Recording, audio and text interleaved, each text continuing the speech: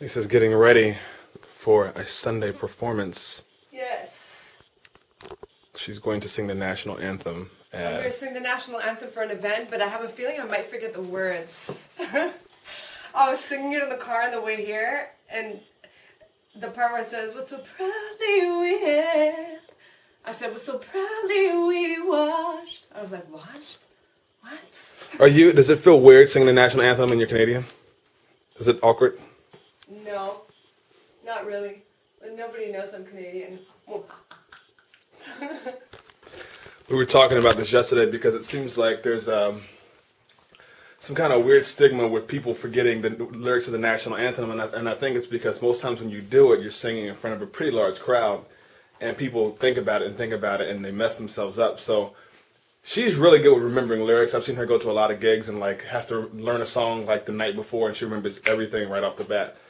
But we were in the car and she sang it, and she said she messed it up already. So, yeah, it's always. Wish me luck. Wish me luck, guys. Some of you guys know, but some of you guys may not know. I was a professional dancer, and I used to travel doing hip hop and whatnot. And one of the things, just like with singing, is like if you overthink your steps, you'll mess them up. So there was a golden rule, like when you were about to go on stage, don't give me any corrections, don't give me any last minute changes, because I'm gonna obsess over that change or this part of it, and I'm gonna go on stage and mess it up, and that's happened before. So I'm sure that happens with singers too.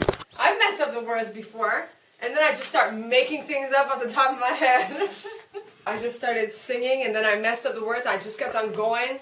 Like anything that came to my head, I just started singing, and my friend Lois was looking at me like, "Wow, keep on going, keep on going." She knew I completely messed it up, but no one in the audience did.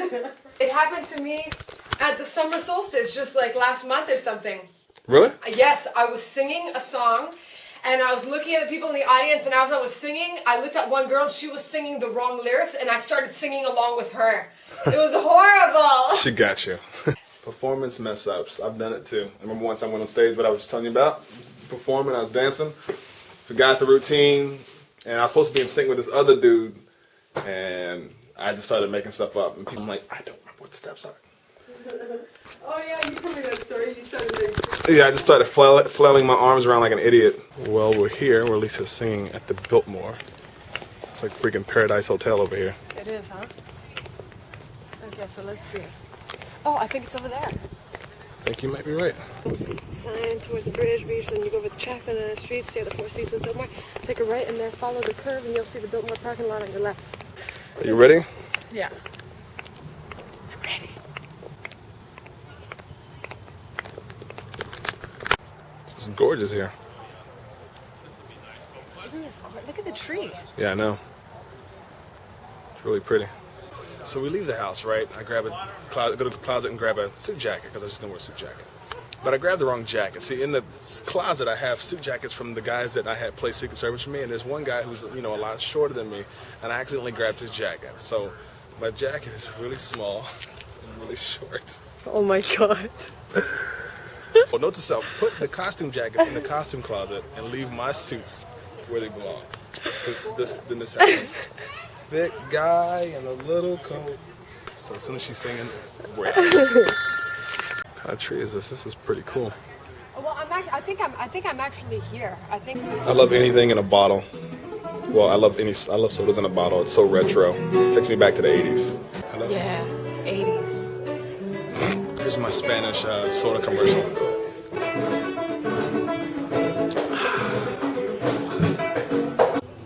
Welcome to my house.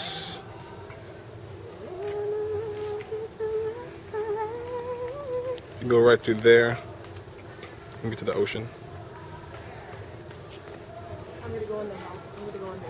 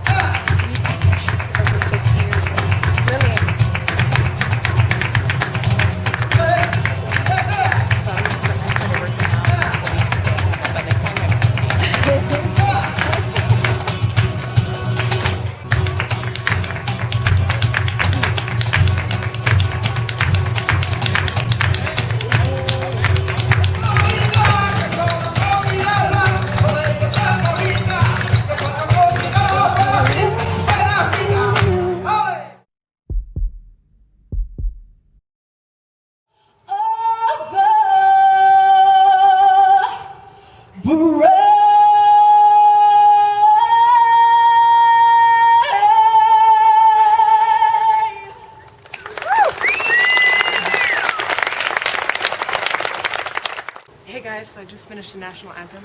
I was nervous that I was gonna mess up the words. Now to take these shoes off. Jeez. But she did it. I did it. Everybody was rooting for her. Even the horsies. It wasn't the horses were cool, right? Baby. Oops. Oops. Sorry. That's hilarious.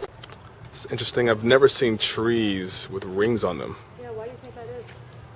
I don't know. I guess they get so like tall, like they need something to keep them erect.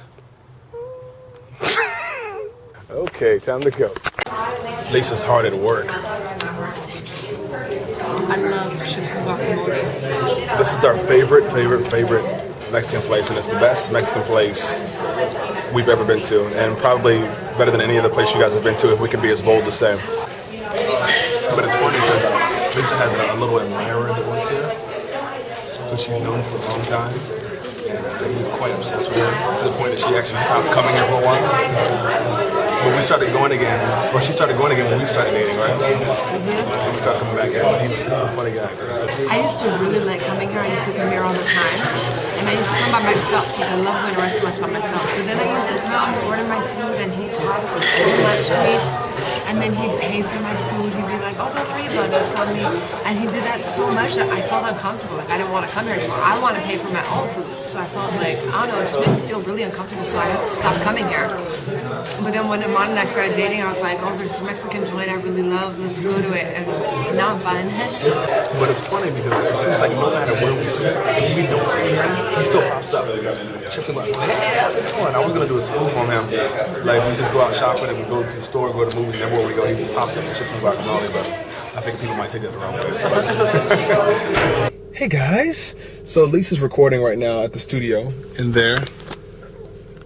It's funny because, you know, guys like to try to always act tough and iron scared and nothing. And you know, hey, I'd say I'm moderately tough on a scale of toughness, but you know, it's pretty freaky out here. Like, it gets really freaky out here because the studio where she records at night, it's in a part of Santa Barbara that just looks like something out of a bad Jason movie, or like a, you know, Crystal Lake camp, deserted. Like, it just, like, I'm gonna show you what it looks like in front of me with the car lights on, and tell me if this doesn't look like something out of a Jason movie. Alright, so here's the car. You see the tree out front. There's the studio. It looks pretty much just like a cabin in the woods. Basically what this is a cabin in the woods. See, this visual reminds me of one of the Jason movies when he just popped out from behind a tree.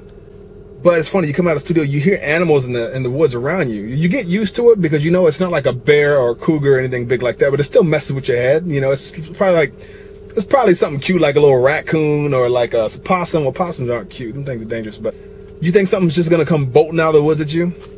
I done seen too many movies. I'll show you how creepy this looks at night driving through this daggone thing.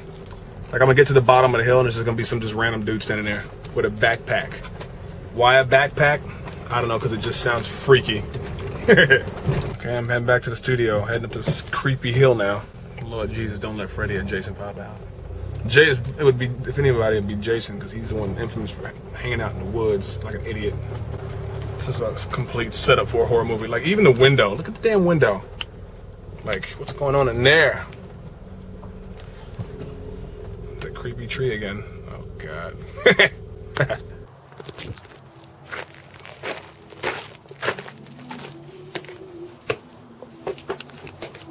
Hi, can I get your opinion on the song?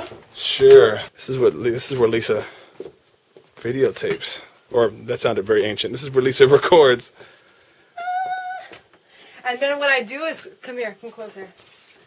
See this? That's my lead vocal right there. And all those little squiggles going down, that's where I ride the vocal, because if not, you'll hear my breath like...